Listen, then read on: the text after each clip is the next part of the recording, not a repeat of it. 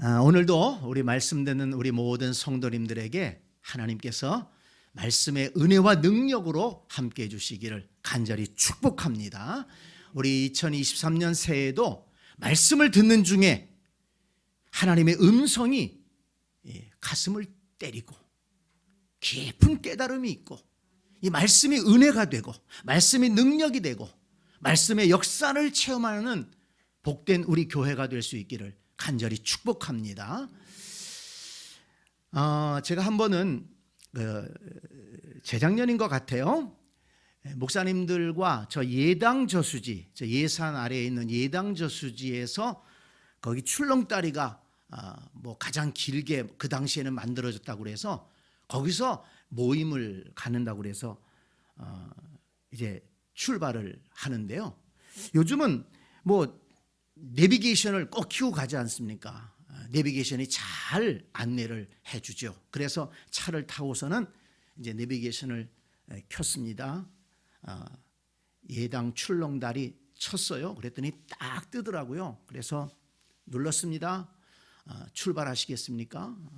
눌렀어요. 그리고 신나게 갔습니다. 이제 한참을 가다가 예산 근처에 도착을 이제 예산 근처를 왔는데 이상하게 자꾸 도심으로 들어가는 거예요. 이 출렁다리 예당 저수지라고 그랬는데 그러면 무슨 도시 중간에 이 저수지가 있나?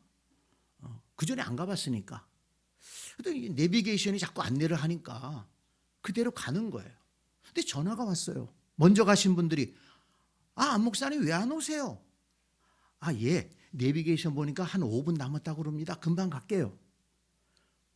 그런데 이 차가 계속 시내로 들어가는 거예요. 이상하다. 이 저수지가 시내 안에 있을 리는 없는데. 그런데 내비가 가리키고 있으니까 가는 거예요. 근데 얼마 가다 보니까는 내비게이션이 얘기합니다. 말씀하신 목적지가 좌측에 있습니다. 그래서 좌측을 딱 봤더니 예당 출렁다리 식당. 아니 출렁다리 식당이 그래 거기 있을 건 뭡니까? 제가 제대로 보질 않고 누른 거예요. 그래가지고 급하게 다시 출렁다리 예당 저수지 검색을 해가지고서는 몇 번 확인을 하고 눌러가지고 부랴부랴 갔던 기억이 있습니다. 근데 생각해 보니까 감사하더라고요. 왜냐하면 여러분 출렁다리가 거기 하나만 있는 게 아니잖아요. 저 원주에 가면 소금산에 출렁다리 있어요. 예? 또 저 파주에 가면 마장호수라는 데 출렁다리도 있더라고요. 만약에 예산 출렁다리 식당이 아니라 원주 소금산 출렁다리를 쳤더라면 어떻게 할 뻔했어요? 저 파주 마장호수 출렁다리를 눌렀더라면 어떻게 할 뻔했습니까? 엉뚱한 곳으로 갈 뻔했죠. 그래도 다행히 그쪽 방면에 출렁다리 식당을 쳐가지고 그 근처였으니 망정이지 그 모임에 못 갈 뻔했습니다. 이렇게 살아가면서 보면 참 사람이 결정하고 나아가려고 하면서도 판단이 잘못돼가지고 잘못된 방향으로 갈 때가 많이 있습니다. 이렇게 어디 좀 놀러 가는 것이야 좀 돌아가도 되겠지만은 우리가 인생을 살아가면서 잘못된 방향을 잡고 나아간다면 근데 사람들이 믿고 나가는 거예요. 내비가 가르쳐 주잖아. 이 길로 가면 돼. 믿고 가는 거예요. 근데 가보니까 잘못됐어요. 내 판단이 잘못됐어. 이 방향으로 오면 안 되는데 이 방향으로 온 거예요. 고집하면서 왔어요. 근데 가보니까 잘못돼 있어요. 얼마나 안타깝고 얼마나 후회되는 인생을 살겠습니까? 그래서 여러분 인생의 방향을 제대로 잡는 것이 중요하다는 것입니다. 그래서 우리가 한 해를 시작하면서 2023년도에 내가 이것도 하고 저것도 하리라 계획을 세울 수 있습니다.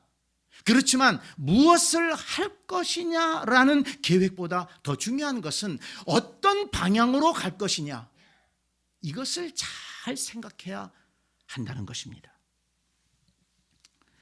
그래서 오늘 설교 제목을, 첫 주일 설교 제목을 뭐라고 했습니까? 우리가 살아가야 할 방향이라고 주제를 잡아보았습니다. 이 누가복음의 말씀, 우리가 계속해서 지금 누가복음의 말씀을 살펴보고 있는데요, 오늘 이 본문의 말씀을 읽고 묵상을 하면서 이 속에서 예수님이 세례 요한에 대해서 하신 말씀을 읽고 묵상해 보니까 이 말씀 속에 우리가 나아가야 할 방향이 있더라는 것입니다. 그것을 찾아볼 수가 있었습니다. 그래서 오늘 그것을 여러분들과 함께 나누려고 합니다. 24절 말씀을 보세요. 요한이 보낸 자가 떠난 후에 예수께서 무리에게 요한에 대하여 말씀하시되 라고 했습니다. 지금 세례 요한은 분봉왕 헤롯의 잘못을 비판하다가 미움을 받아서 감옥에 갇혀 있습니다. 그런데 이 세례 요한이 제자 두 사람을 예수님께 보내서 오실 그이가 당신이 오니까, 당신이 메시아가 맞습니까? 이렇게 질문을 던졌습니다. 예수님은 그들에게 너희가 가서 보고 들은 것을 요한에게 알려라, 이렇게 말씀하시니까 그 제자들이 돌아갔어요. 그들이 돌아간 후에 모여있는 사람들에게 하신 말씀이 오늘 본문의 말씀입니다. 그런데 오늘 본문을 보면 예수님께서 세례 요한을 아주 극찬하신 것을 볼 수가 있습니다. 26절을 보니까 선지자보다도 훌륭한 자니라. 선지자가 얼마나 이스라엘의 역사에 위대한 사람들입니까? 그런데 세례 요한은 선지자보다도 훌륭한 사람이다 그랬습니다. 그리고 28절 말씀에 보니까 여자가 낳은 자 중에 요한보다 큰 자가 없도다. 아니, 이 세상 사람들 가운데 여자가 낳지 않은 사람이 누가 있습니까? 그러니까 모든 사람 가운데 이 세례 요한이 큰 자라는 거예요. 예수님께서 아주 극찬을 해주셨습니다. 뿐만 아닙니다. 요한복음 1장 6절을 보니까 사도 요한은, 요한복음을 쓴 사도 요한은 이 세례 요한을 가리켜서 하나님께로부터 보내심을 받은 사람이다, 이렇게 인정해 주었습니다. 그런데 마가복음 6장 20절을 보니까 헤롯이 요한을 의롭고 거룩한 사람으로 알고 두려워하여 보호하며 또 그의 말을 들을 때 크게 번민을 하면서도 달갑게 들음이러라 그랬습니다. 무슨 말인가 하면 이 세례 요한을 미워했던 헤롯도 세례 요한을 인정했다는 것입니다. 의롭고 거룩한 사람으로 인정하면서 세례 요한이 듣기 싫은 비판의 말을 좀 했지만은, 자기의 죄를 지적하게 했지만은 그 말을 달갑게 들을 수밖에 없었다는 거예요. 세례 요한의 권위를 인정했다는 것입니다. 그러니까 보세요. 세례 요한은 예수님께도 인정받고 제자들에게도 인정받고 또 심지어 불량한 사람 헤롯에게도 의롭고 거룩한 사람이라고 인정을 받았다는 것입니다. 여러분, 세례 요한은 어떻게 그렇게 주님에게도 칭찬받고 인정받고 사람들에게도 인정받는 그런 사람이 될 수 있었을까요? 오늘을 사는 저와 여러분도 하나님과 사람들에게 인정받고 칭찬받는 그리스도인들이 되어야 될 줄로 믿습니다. 여러분, 2023년 한 해 그런 삶을 살게 되기를 간절히 축복합니다. 누가복음 2장 52절을 보니까 예수님의 어린 시절에 대해서 기록한 것을 볼 수가 있습니다. 예수는 그 지혜와 키가 자라며 하나님과 사람에게 더욱 사랑스러워 가시더라. 더욱 사랑스러워 가시더라. 점점 나이가 들수록 하나님과 사람에게 사랑스러워 가셨다는 것입니다. 이게 뭘 말합니까? 예수님은 성장하면서 나사렛 사람들에게 믿음의 사람으로 또 좋은 사람으로 인정받았다는 것을 보여준 것입니다. 성도 여러분, 저와 여러분도 예수님처럼 하나님과 사람에게 더욱 사랑스러워가는 그런 인생이 되어야 되지 않겠습니까? 작년보다 올해는 더욱 하나님과 사람에게 인정받고 칭찬받으면서 더욱 사랑스러워질 수 있는 성도들이 될 수 있기를 축복합니다. 갈수록 아름답고 복되게 변화되어 존경받는 그리스도인들이 되어야지 갈수록 추하게 변질되어서 부끄러운 그리스도인이 되어서는 안 된다는 것입니다. 갈수록 사랑스러운 그런 사람이 되어야 되지 갈수록 밉상이 되면 안 되지 않겠어요? 그래서 여러분, 우리는 성령의 9가지 열매를 공부하고 있습니다. 지금 수요 예배 때마다 성령의 9가지 열매 공부하고 있습니다. 혹시라도 한 번도 그 설교를 듣지 않은 분들은, 그 강의를 듣지 않은 분들이 있다면 회개하시기 바랍니다. 네, 아니 꼭 들어보시기 바랍니다. 수요일 날 성령의 9가지 지금 공부하고 있어요. 유튜브에 다 있습니다. 한번 꼭 찾아서 읽어보시기 바랍니다. 왜냐하면 성령을 따라 행함으로 성령의 열매를 맺어 그리스도의 형상을 이루어갈 때 우리는 영광스러운 그리스도인으로 변화될 것입니다. 그리고 그럴 때 하나님과 사람에게 인정받게 될 것이고 더욱 사랑스러워지는 그런 복된 그리스도인들이 될 것이기 때문입니다. 여러분, 여러분들의 자녀를 위해 기도할 때에도 이것을 위해서 먼저 기도하시기를 바랍니다. 좋은 학교를 나오고 좋은 직장에 다닌다고 할지라도 하나님에게 인정받지 못하고 하나님에게 사랑받지 못한다면 구원의 소망이 없습니다. 은혜의 소망이 없는 것입니다. 사람들에게 인정받지 못하고 칭찬받지 못하고 사람들과 화목하게 지내지 못한다면 불행한 인생이 될 수밖에 없을 것입니다. 우리 자녀들이 예수님처럼 점점 더 하나님과 사람에게 사랑스러워가는 그런 자녀들이 되게 해 주시옵소서. 자녀들을 위해 기도할 때 꼭 그렇게 기도하시기 바랍니다. 또 우리 자녀들도 자신을 위해 기도할 때에도 하나님 아버지, 저를 축복해 주셔서 하나님 앞에 인정받고 사랑받고 칭찬받고 그리고 사람들에게도 인정받는 삶을 살게 해 주시옵소서. 그렇게 기도할 수 있기를 바랍니다. 사람들에게 인정받지 못하고 칭찬받지 못하고 손가락질 받는 인생이 된다면 불행한 인생이 될 수밖에 없는 것입니다. 그래서 디모데후서 2장 15절을 보면 바울은 아들처럼 사랑했던 디모데에게 당부합니다.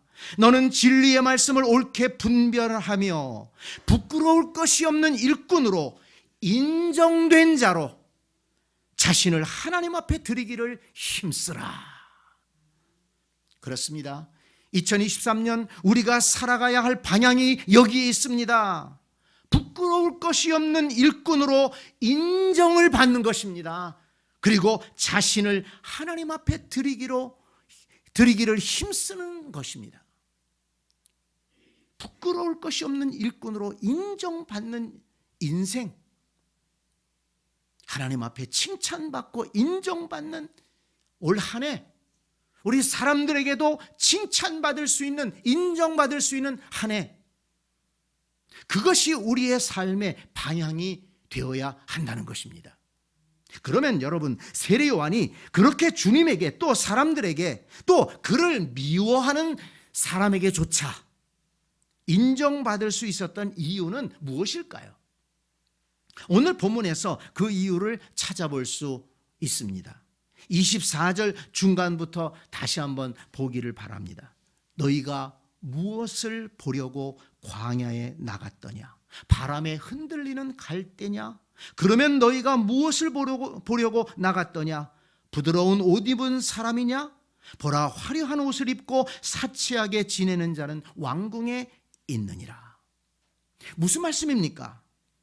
세례 요한은 어릴 때부터 광야에서 지냈습니다. 누가복음 1장 80절을 보면 세례 요한에 대해서 아이가 자라며 심령이 강하여지고 이스라엘에게 나타나는 날까지 빈들에 있으니라 그랬습니다.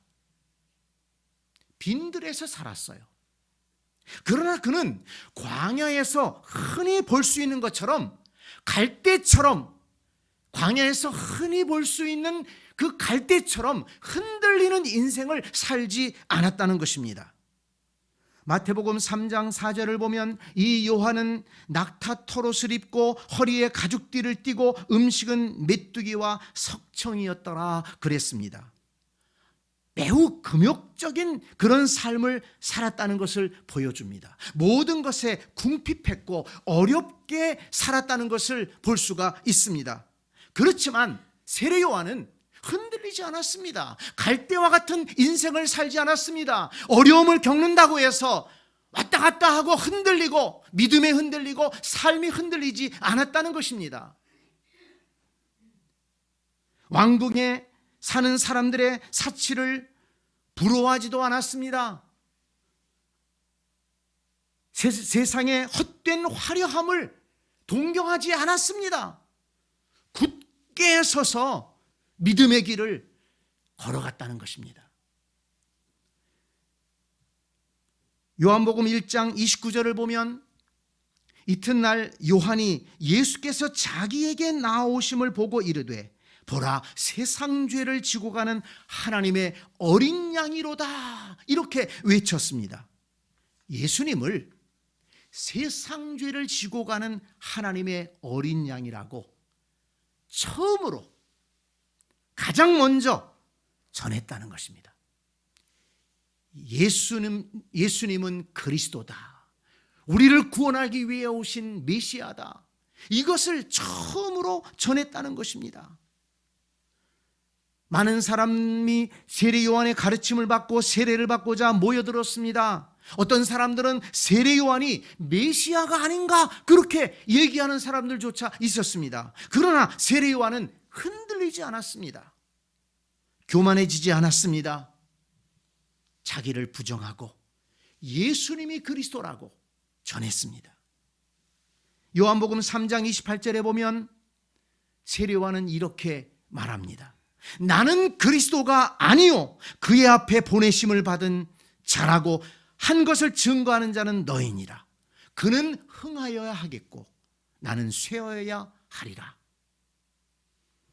어려운 상황 속에서도 흔들리지 않고 믿음을 지켰고 많은 사람들이 따랐지만 교만해지지 않고 예수님께서 그리스도이신 것을 전하고 예수님만 높여드리는 그런 삶을 살았다는 것입니다.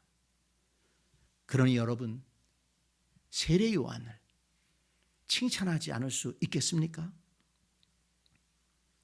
26절, 27절 말씀을 다시 한번 보세요. 그러면 너희가 무엇을 보려고 나갔더냐? 선지자냐? 옳다. 내가 너희에게 이르노니 선지자보다 훌륭한 자니라.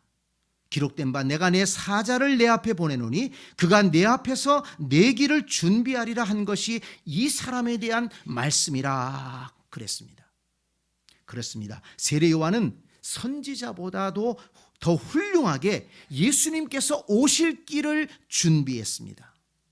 누가복음 3장 16절을 보면 요한이 모든 사람에게 대답하여 이르되 나는 물로 세례를 베풀거니와 나보다 능력이 많으신 이가 오시나니 나는 그의 신발끈을 풀기도 감당치 못하겠노라 했습니다. 세례 요한은 예수님 오실 길을 준비하기 위해서 그 어려움 속에도 믿음에 굳게 서서 하나님께서 자기에게 맡겨주신 일을 충실하게 감당했다는 것입니다. 여러분, 세례 요한이 인정받고 칭찬받은 이유를 아시겠습니까? 광야에서 여러 가지 고난을 겪고 모든 것이 궁핍하고 어려운 상황에서도 갈대처럼 흔들리지 않고 믿음에 굳게 서서 자기의 본분을 지켰다는 것입니다.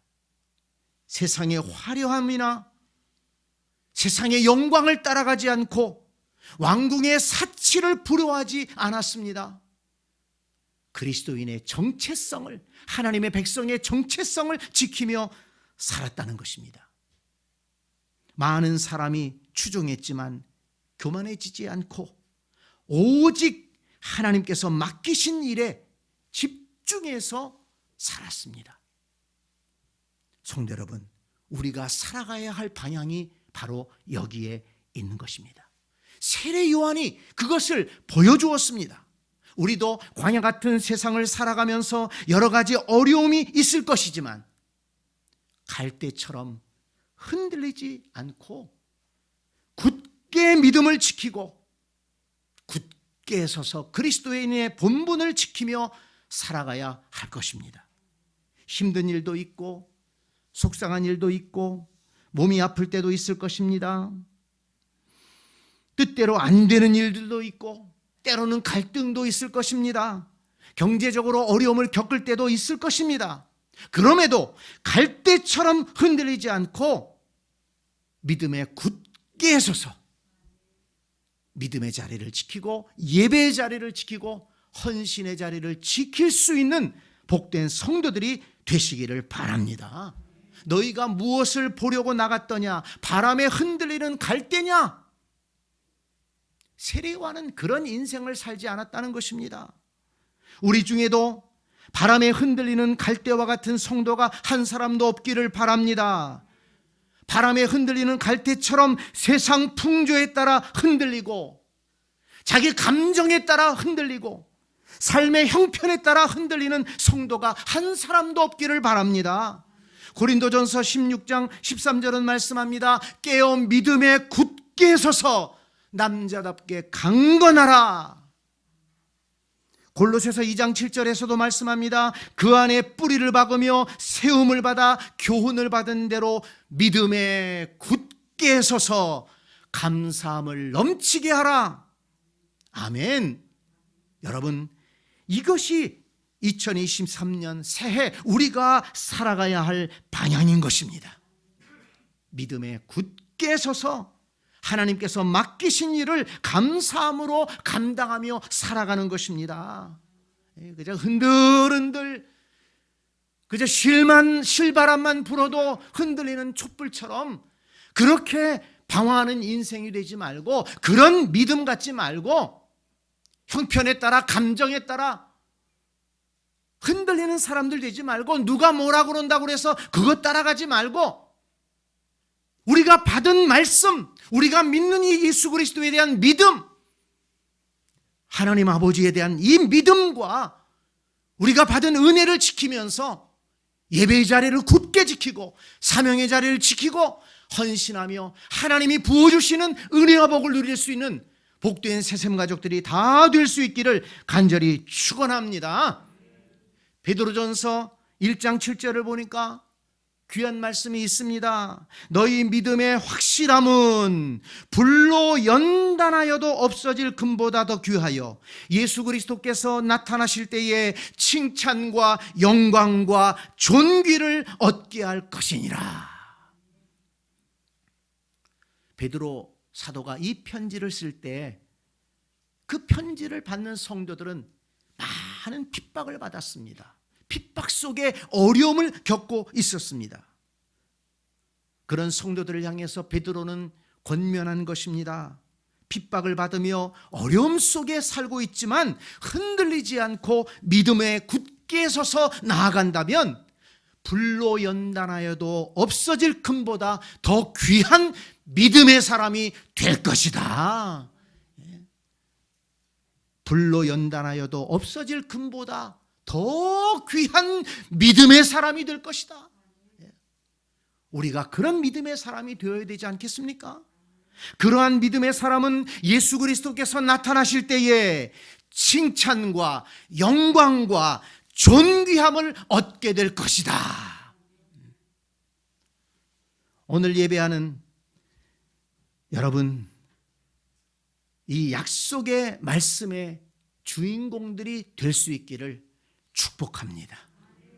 불로 연단하여도 없어질 금보다 더 귀한 믿음의 사람이 되어서 예수 그리스도께서 나타나실 때에 칭찬과 영광과 존귀를 얻을 수 있는 복된 성도들이 되어야 한다는 것입니다. 이것이 우리가 살아가야 할 방향인 것입니다. 이 방향을 놓치지 말기를 바랍니다. 그런데 오늘 본문 29절부터 보니까 예수님은 세례 요한을 배척하고 세례 요한이 전한 말씀을 거부하는 사람들에 대해서도 말씀하셨습니다. 바리새인과 율법 교사들입니다. 30절을 보면 많은 사람이 세례 요한이 전하는 말씀을 받아들이고 회개하고 세례를 받았지만 그들은, 이 바리새인과 율법 교사들은 세례 요한이 전하는 말씀을 거부했어요. 받아들이지 않았습니다. 그렇게 해서 하나님의 뜻을 저버렸다고 했습니다.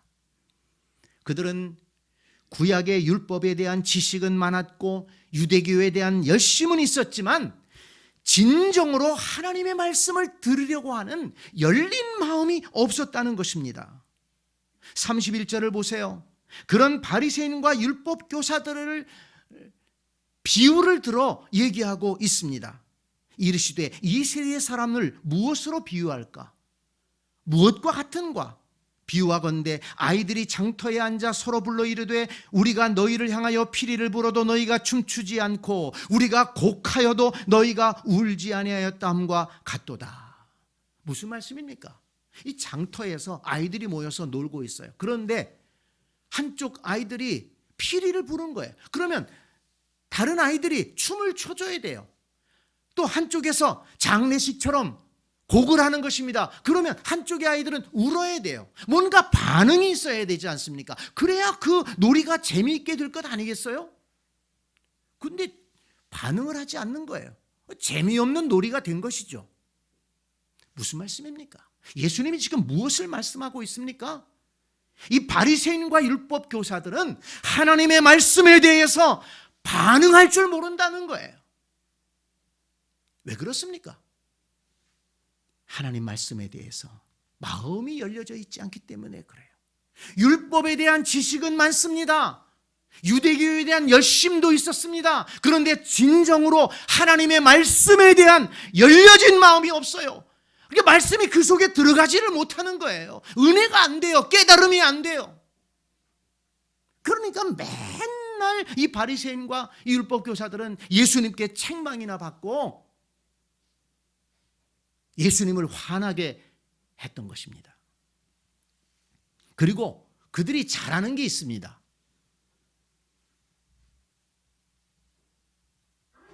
33절을 보세요. 그들이 잘하는 게 있어요. 세례 요한이 와서 떡도 먹지 아니하며 포도주도 마시지 아니하며 너희 말이 귀신이 들렸다 하더니 인자는 와서 먹고 마시매 너희 말이 보라 먹기를 탐하고 포도주를 즐기는 사람이요 세리와 죄인의 친구로다 하니. 세례 요한이나 또 예수님이 전한 말씀은 마음을 열고 들으려고 하지 않고 공연히 트집을 잡고 말도 안 되는 것을 가지고 비판하고 비난하고 비방하는 일은 잘했다는 것입니다. 세례 요한이 금욕적인 생활을 하니까 귀신 들렸다고 비난했어요. 예수님이 오셔서 세리와 죄인들과 만나서 먹고 마시면서 기쁘게 교제하며 복음을 전했지 않습니까? 그들을 올바른 길로 인도하지 않았습니까? 그러니까 그걸 보고서는 예수님을 또 비난하는 거예요. 먹고 마시는 것을 즐긴다고, 먹는 것을 탐하는 자라고. 아니, 예수님이 먹는 것을 탐하시는 분이었습니까? 말도 안 되는 것을 가지고 트집 잡고 비판하고 비난하고 비방은 잘하는 거예요. 왜 그랬을까? 제가 가만히 생각해 봤어요. 아니, 이 바리새인들, 또 이 율법 교사들, 똑똑한 사람들 아닙니까? 나름 그래도 유대교에서 구약 성경을 기반으로 훈련받은 사람들 아닙니까? 근데 왜 이렇게 됐을까? 제가 곰곰이 생각해 봤어요. 여러분, 그들은 자기들이 하는 일이 잘못됐다는 것을 알았을까요? 몰랐을까요? 저는 이 말씀을 읽으면서 몰랐다고 생각해요. 그러니까 자기들이 하는 일이 옳다고 생각을 하는 거예요. 자기들의 기준에서 옳다고 생각하니까 하는 거죠. 그리고 그렇게 사람들을 비난하고 비판하고 정죄하는 것이 죄 짓는 거라는 사실을 몰랐던 거예요.